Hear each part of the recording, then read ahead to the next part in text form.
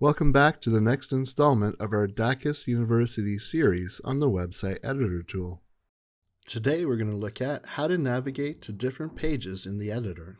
If you've already logged into your editor account, then great, you're ready to get started.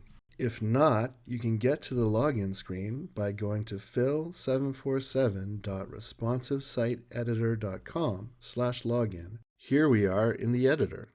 This is a demo site, but your version will look like your own website, but with a navigation bar at the top and to the left. Let's take a look at the top bar first. Right next to the Dakis logo, you'll notice a drop-down menu with the word Home written on it. You can click on this panel to expand it and to navigate through to the different pages of your website to make edits to the content of that page. This is a quick and easy way to jump between different pages of your website.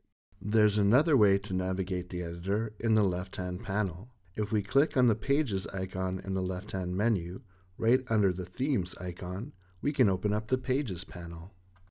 The pages of your site are organized here in folders. If we click on a folder, we can expand it, and we can do the same with any subfolders inside to find the page we need.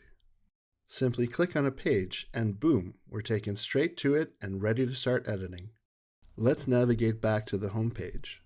Once we're done, we simply close the panel using the X in its top right corner. Be sure to check out our other videos for more information about how to best use your Dakis solutions. You can find that and more at help.dakis.com. Visit today.